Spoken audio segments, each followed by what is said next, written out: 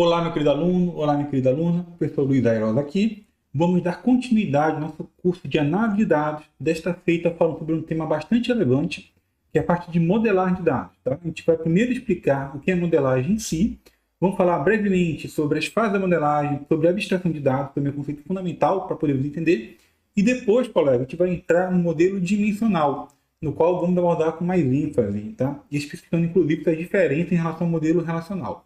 Por fim, falando sobre alguns conceitos fundamentais do modelo dimensional, tá bom? Então vamos lá, galera. Bem, na aula, como eu falei com vocês, tá bom? Nessa breve introdução, né? Estudaremos o que é modelagem de dados, tá?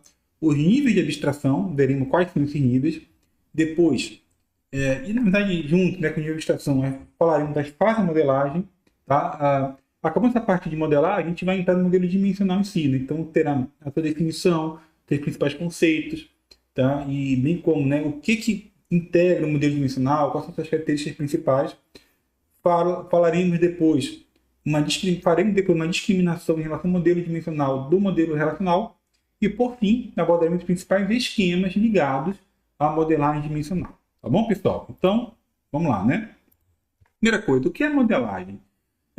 Modelagem, de uma forma bem simplificada e simplista, a gente fazer uma esquematização, uma representação de um mundo, uma representação visual, uma representação gráfica e, obviamente, simplificada daquele mundo. Então, repare aqui, colega, né, na nossa imagem, na tela, tá? Nós temos um modelo de um prédio, né? Esse modelo ó, dá uma visão parcial do prédio, né? Você pode ver aqui, ó, tem os andares, né? Conforme eu estou definindo aqui na canetinha, tá? O prédio ele vai ter as colunas, né? Dentro aqui da imagem vai ter o dimensionamento de área de cada cômodo, tá bom? Então tá aqui, ó, o banheiro, o quarto, a varanda, tá? A parte externa da varanda, né? Então você consegue ver, obviamente, de um modo simplificado, tá? O que vai tornar aquilo, né? Na prática, no caso seria no mundo real, aquele prédio quando ele subir, tá? Conforme está aqui no slide, ó, nós podemos entender a modelagem como uma representação de algo. No nosso caso, né, nossa disciplina de dados, a gente está falando sobre a estrutura e sobre a organização daqueles dados dentro de um sistema gerenciador de banco de dados ou, de uma forma simplificada, dentro de uma base de dados. Ou seja, galera, a modelagem de dados, nesse contexto aqui que nós estamos lidando na nossa disciplina, seria o processo de você criar uma representação visual. Destacar aqui a representação visual, tá? Uma espécie de mapa, né, de como os dados serão organizados e relacionados dentro do sistema de banco de dados. Tá?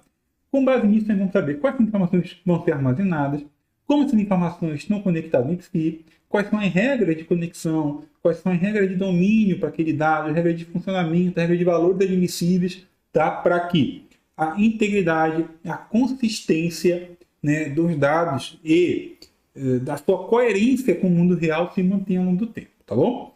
Antes de a gente passar para o próximo slide, eu acho importante a gente falar brevemente sobre o conceito que é fundamental para que nós podemos entender a modelagem, que é o conceito de abstração. Então, eu vou escrever aqui, ó, abstração. Tá? Basicamente, né, você abstrair é você fazer uma simplificação, tá, do mundo real, né, com base em uma parte, né, desse mundo real. Vamos pensar, galera, né, num carro, tá? Eu não preciso entender como o meu carro funciona. Vou desenhar aqui um carro, né? Com a minha qualidade desenhista, qualidade excepcional de desenhista. Ficou muito feio aqui, né? Tá parecendo uma prancha, né? Com skate, o que quer que seja, tá? Mas vamos abstrair, galera. Nós temos aqui nosso carrinho, tá bom? Vou até botar aqui o C, né? Para indicar que é um carro, tá? Eu não preciso entender, tá? Como é que o motor do carro funciona, como é que ele queima combustível, né? Ou no carro elétrico, como funciona o motor do carro elétrico. Tá? O que eu quero saber é o seguinte, ó, eu apertando os pedais, né, de freio, de embreagem, de aceleração, trocando a marcha, virando o volante, eu vou conseguir dirigir aquele carro. E para mim é o que importa, tá? Muito uma abstração ser isso daí. Né? Você ignorar, tá, a complexidade do todo, né, e você entender como você consegue operar aquela coisa. Tá? Então, assim, eu posso dar um contexto, né? Pode ter uma definição mais complexa para vocês, que seria, né, separar mentalmente um ou mais elementos de uma totalidade complexa. No nosso caso, uma coisa, né, seria o carro, tá? E esses elementos, né, que só podem subsistir fora da realidade de uma forma mental, né? Pensando sobre ele no contexto das ideias.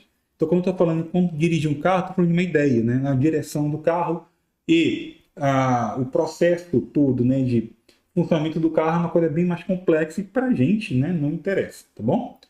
Então, considerando esse conceito de abstração, que eu estou falando, obviamente, né, de um modo simples aqui, né, eu tenho que entender, quando eu for fazer minha modelagem de dados, para poder fazer a modelagem, eu tenho que primeiro entender quais são os níveis de abstração existentes. Veja aqui que eu tenho 3 níveis. Tá? O primeiro nível, né, é o nível físico, tá? O segundo nível é o nível lógico, o terceiro nível é o nível de visão. Se eu pensar, né, sobre a ótica do usuário, o que importa para a gente, dependendo, obviamente, né, de onde estivermos, é a parte do nível de visão. Então, né, vamos imaginar, tá, que nós somos cliente do iFood, do Rappi ou de algum outro aplicativo de entrega. Né? A gente não quer saber como funciona a complexidade da base de dados do iFood, que vai ter, ou do Rappi ou similar, né? Que vai ter o quê? As empresas, né, que prestam serviço, seja restaurante, mercado, qualquer outra coisa. Vamos ter também a base de clientes, provavelmente, né, nós faremos para a base de clientes. Tem os endereços vinculados aos clientes, tem método de pagamento vinculado àquele cliente, né, que pode ser cartão de crédito, Pix, o cartão de alguma outra forma, não sei, cartão de débito, não sei lá, né? Tá? E alguma outra forma, né? Crédito, por exemplo, no caso do Uber, né? No caso do Uber, eu sempre coloco o crédito no meu Uber, que já tem um valor lá para quando eu precisar pegar um transporte. Tá? Assim, então, para a gente, no nível de visão, interessa a interface com o aplicativo ou com o sistema que nós estamos lidando. Existe um outro nível, né, que vai ser a parte do nível lógico, que vai ser uma camada intermediária, né? Nem tão alto nível quanto o nível de visão e nem tão baixo nível quanto o nível físico. Tá? O nível lógico ele tem essa propriedade, né, intermediária entre ambos. E por fim, tem o nível físico, que é como dado em si ele é armazenado na base, tá? Com estrutura de arquivos, né, a paginação, a parte de índices, para você fazer um acesso rápido àqueles dados, aquelas tabelas, tá? Tudo isso aí está no nível físico. Então, né, como você pode ver aqui no slide, ó, no nível de visão, né, aquela é uma parte do banco representada, tá? E aquela parte, né, para o usuário utilizar o sistema aplicativo.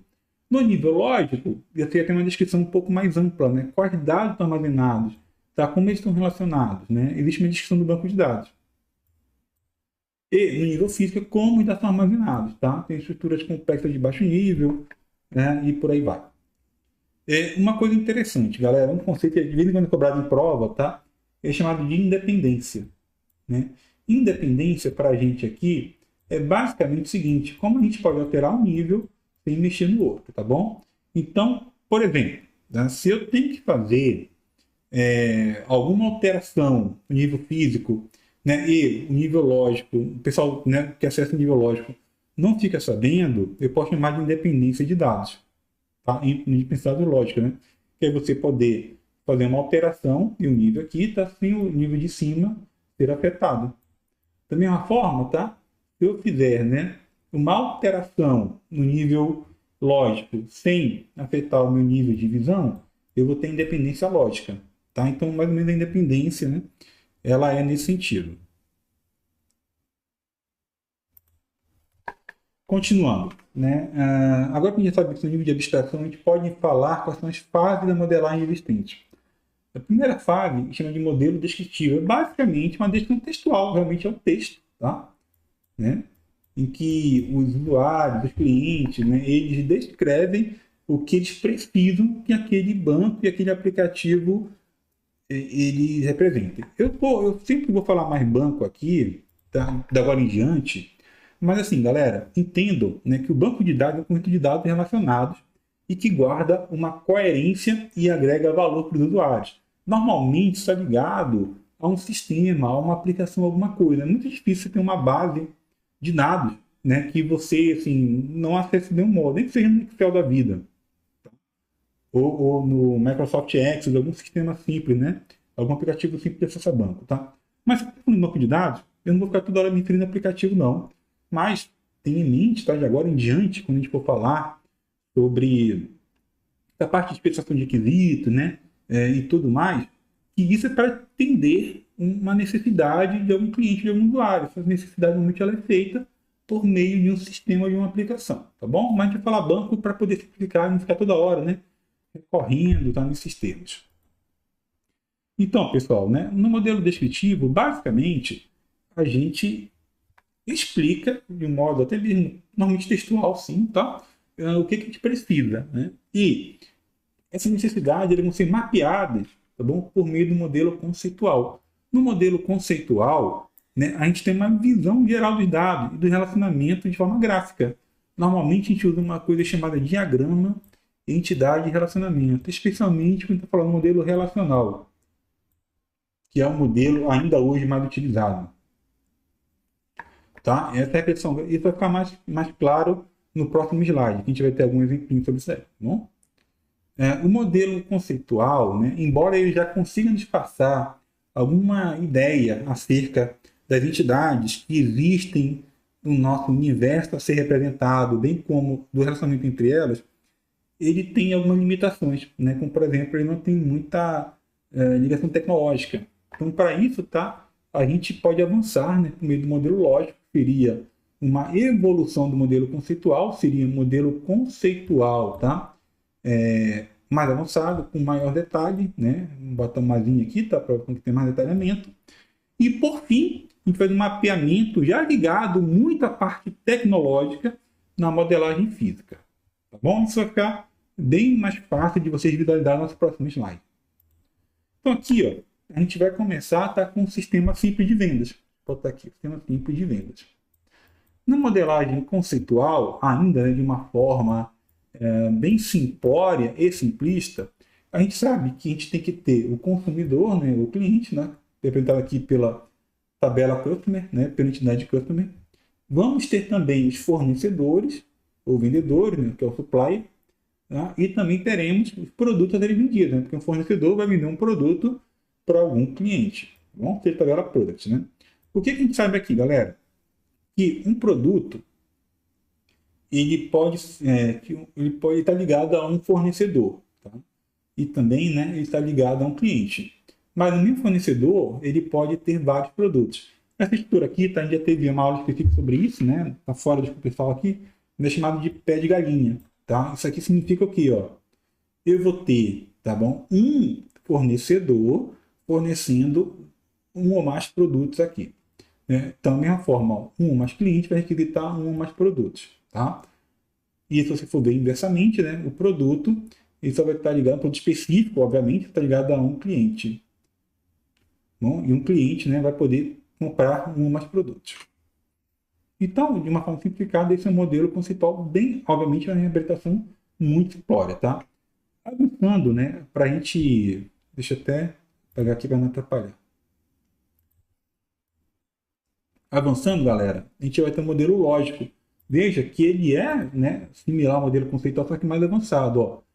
Na parte do cliente, eu já tenho um atributo. Eu tenho que ter, tem que ter um nome, tem que ter um endereço, tem que ter um gênero e uma data de nascimento. O produto tem um nome. O fornecedor também tem um nome, tem o método de contato dele. E aqui eu sei, olha, para o cliente poder fazer compras, ele vai precisar fazer pedidos, né, que é essa tabela order aqui. Então veja que o modelo lógico, tá, ele pega as entidades já definidas, né, do modelo conceitual, as expande, coloca os atributos e até mesmo cria novas entidades que vão representar de modo fidedigno o relacionamento entre as entidades existentes no modelo conceitual, que seria a fase anterior. E isso, galera, depois vai ser ainda mais avançado no modelo físico. E vocês podem ver aqui, ó, no modelo físico eu já coloco as chaves primárias de cada tabela, né, aqui negrito a chave primária de cada uma das tabelas, tá bom? Cada entidade que nós temos. E também a gente está criando novos atributos, eu estou melhorando atributos, desculpa, as entidades existentes. Então veja aqui, ó, no modelo lógico, eu sabia que eu tenho que ter, né, uma entidade que vai deixar relacionamento, né, entre, tá, o cliente e o produto, né, que é o pedido. E aqui, ó, eu vou ter a ordem de compra, né, e a ordem de produtos. Então veja, está cada vez mais, né, a gente está avançando. E uma coisa interessante no modelo físico é que a gente não só definiu os atributos primários, mas começando a colocar o domínio, né, que é o tipo admissível de cada atributo. Então, por exemplo, ó, o nome aqui está escrito Varchar 255. Quer dizer o quê? Quer dizer que o nome do cliente pode ter até 255 posições, tá? É o tamanho limite dele. E ele para o endereço, né? Também que é Varchar 255. Já o gênero só pode ter uma posição, tá? A data de nascimento está para ler, né? Mas é o atributo tipo date, né? Que é uma data composta, né? Por dia, mês e ano. No estado como é imagem americana, provavelmente ele usa aquela tipagem tipo americana, né? Mês, dia, ano. Tá bom, galera? Então, isso daí, essa imagem ela representa, tá? A fase da modelagem existente. Como a gente volta aqui no slide anterior, ó, vou voltar aqui. Quanto mais cada fase você pode entender como um aprofundamento da fase anterior, né? Então, a fase do modelo conceitual, ele poderia ser mais simples que o modelo lógico, que vai ser mais simples que o modelo físico. Tá bom? Então, né, a gente terminou essa parte inicial aqui de modelagem e vou falar agora do modelo dimensional, tá? Que é um modelo caracterizado por ter, né, dois tipos principais de tabela. Nós vamos ter primeiro a tabela fato, que é uma tabela basicamente que ela vai registrar eventos ou transações, que a gente chama na literatura de métricas, e também tem as tabelas de dimensões, que são tabelas que vão fornecer contexto para explicar os fatos registrados na tabela de fato, ou, de outro modo, para explicar as transações ou os eventos existentes nas tabelas de fato. Tá bom, galera? Então, umas características principais do modelo dimensional. Tá? Primeira característica, ele é composto por dois tipos de tabela. Tabela de fatos, tabela de dimensões. Como eu já falei com vocês, nos fatos, nós temos as métricas de negócio. Tá? Então, associe sempre aos fatos as métricas. Tá? E, né, as dimensões, por outro lado, elas fornecem os contextos para as métricas. Vamos exemplificar para ficar melhor, tá bom? Imagine que eu estou querendo, né, saber, eu sou grande empresário de marketplace. E eu estou preocupado com a quantidade de vendas que aconteceram durante o determinado período, no Black Friday, por exemplo. Quais são os fatos? O fato é cada venda. Cada venda teria um fato para mim. Tá? Quais seriam as dimensões ligadas àquela venda? Eu vou ter, né, o produto vendido, pode ser uma dimensão. O fornecedor, o vendedor, pode ser uma outra dimensão. O local do cliente, ou o local, né, para qual cliente quer mandar o produto, que é a região, teria a dimensão geográfica. O período, você período da Black Friday, né? Mas você tomar no mesmo período, mas eu posso discriminar, né? Posso saber se foi feito pela manhã, pela tarde, pela noite, tá? Então, né, o período aí também é uma dimensão relevante para a gente. Se o comprador é pessoa física, pessoa jurídica, a quantidade de comprado de produtos, tá? Tudo isso daí são contextos, né, que vão nos ajudar a entender as vendas que aconteceram naquela época. Bom, então tabela de fato, tabela de dimensões são basicamente isso, né? Novamente, tá? Tabela de fato. Tem métricas de negócio quantitativas que a gente deseja analisar. Pode ser venda, pode ser lucro, pode ser quantidade. Né? No meu caso, por exemplo, né? Eu já falei, para alguns alunos sabem, né? Que eu trabalho fazendo acompanhamento diário de licitações e contratos. Então, para mim, uma métrica, um fato importante que eu analiso, né, no meu trabalho diariamente é o quê? As licitações que aconteceram no dia, os empenhos em favor de determinados fornecedores, os empenhos feitos por determinado órgão também são fatos de relevância para mim. Tá? Então, não é fato necessariamente essa venda, tá? Mas tem que ser alguma métrica de interesse do negócio. Então, né, publicação de licitação, para mim, é um fato relevante, né, para a natureza do trabalho que eu exerço, por exemplo. Voltando aqui. Uma coisa importante, tá bom, né? O modelo dimensional ele é caracterizado também por hierarquia. O que seria hierarquia?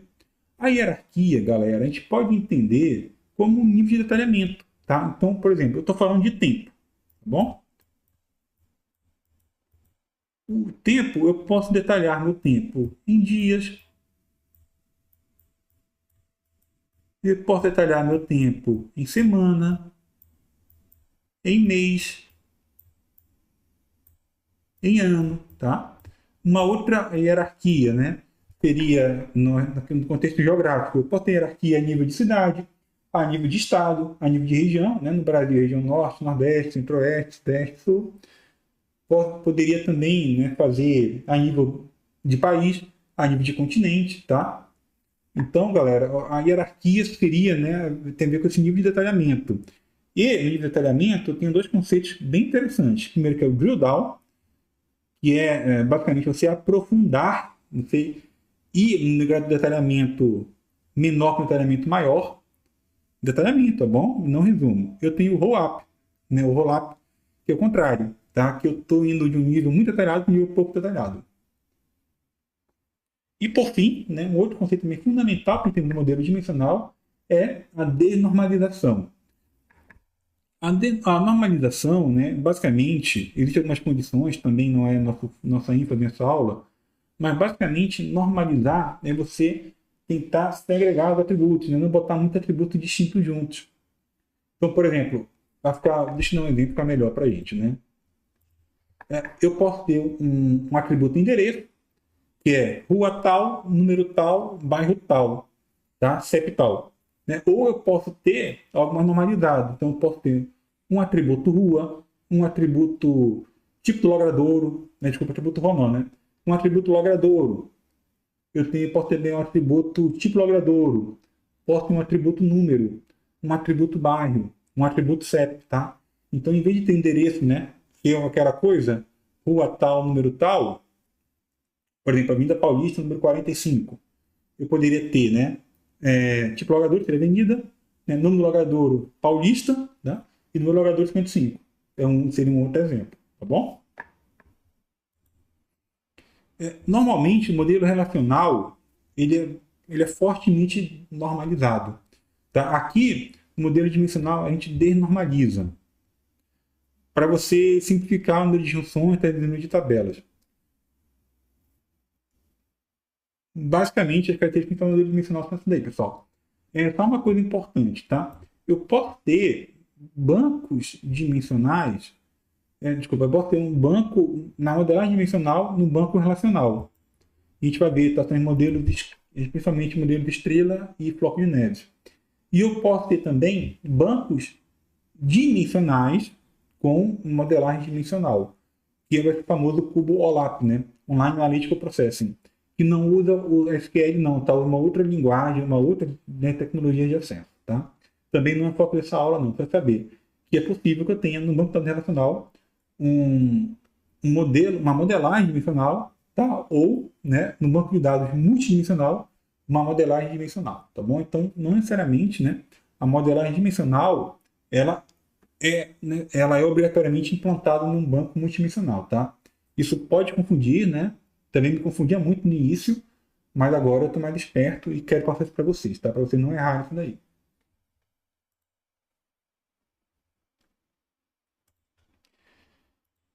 Bem, pessoal, né, existem três tipos de tabelas de fato, tá? Que é a tabela de fato transacional, a periódica e a acumulativa. Não vou falar muito detalhe aqui, mas basicamente é o seguinte, ó. Na transacional, cada transação gera uma linha distinta. Então vamos imaginar, galera, que a gente está fazendo uma compra numa Amazon da vida. Aí uma transação seria o quê? Eu fechar o carrinho, seria uma transação. Tentar fazer pagamento seria uma outra transação. Emissão nota fiscal seria uma outra transação. O envio para entrega seria uma outra transação, tá? Então cada transação dessas, né? Ela seria registrada, tá bom? Na minha tabela de fato. Na periódica, seria uma linha por período. Então, por exemplo, vamos dizer que o período seja de um dia aqui, tá bom? Aí no mesmo dia, eu fechei o carrinho, eu paguei, recebi a confirmação de pagamento e fui de nota fiscal. Aí só haveria um registro, tá? Um registro único. Por quê? Porque no dia, né, o período que ele usa é o período de um dia. E por fim tem uma acumulativa, que é uma linha para todo o tempo de vida do evento. Nesse caso aqui, seria, né, desde o meu carrinho, tá, até a entrega do produto. Então seria da compra, tá, até o produto. Só teria um registro aqui, tá bom? Aí aqui na tabela a gente está detalhando o que é cada coisa, né, as características de cada uma, tá, em relação à granularidade, as dimensões, né, medidas e tal. Aí daqui você pode depois pausar o slide e ver com calma. Essa tabela de resumo aqui. Basicamente eu quero que vocês entendam o conceito de cada tipo de tabela de fato existente: transacional, periódica e acumulativa. Passando para o próximo slide, né, a gente vê aqui a diferença entre modelo dimensional e modelo relacional. O modelo relacional, uma diferença fundamental entre ele e o modelo dimensional é, né, que no modelo relacional você tem tabelas normalizadas, em que as tabelas normalmente, né, elas representam entidades ou representam um relacionamento entre essas entidades. Já no modelo dimensional, eu vou ter tabelas de tabelas de dimensões. O modelo relacional ele é basicamente para sistemas transacionais. O modelo dimensional ele é basicamente para sistemas analíticos, mas a gente também pode ter, tá, modelos dimensionais implementados em bancos relacionais, como a gente falou ainda há pouco. Né? O modelo relacional ele é caracterizado por ser altamente normalizado. O modelo dimensional, em regra, ele é pouco normalizado. Obviamente, galera, que assim, existem graus de normalização e desnormalização. Para quando formos estudar o modelo de estrela e floco de neve, vai ficar mais evidente. Em regra, né, eu tenho vários tipos de relacionamentos no modelo relacional, tá? E o modelo dimensional normalmente é um para muitos, né? Especialmente perguntando dimensões e fatos. Tá? Aqui o modelo dimensional é dado para relatório Bittenhouse, ou, né, Cubolap, BI, etc. Né? E já os sistemas transacionais usam bastante modelo relacional, especialmente cadastro, operações diárias. Tá? E agora a gente vai falar sobre os principais esquemas que existem no modelo dimensional. O primeiro é o esquema estrela, ou chamado também de modelo extremo, mas a gente usa mais a palavra esquema. A percepção fundamental do estrela é o seguinte, ó. A tabela de fato ela fica no meio, tá bom? E cada dimensão fosse uma ponta da estrela. Então aqui, ó, uma dimensão aqui, uma outra dimensão aqui, uma outra dimensão aqui, uma outra dimensão aqui, né? E uma outra dimensão aqui, tá? Eu sei que ficou bem feio, mas, né? Vamos imaginar tá fosse uma estrela de 5 pontas aqui, tá bom, galera? Mas eu quero que você saiba essa característica fundamental, tá? Uma tabela de fato centralizada, conectada com várias tabelas de dimensão. Não obrigatoriamente 5, tá? Pode ser N tabelas de dimensão, vai depender do modelo, né? do caso concreto que a gente está querendo modelar.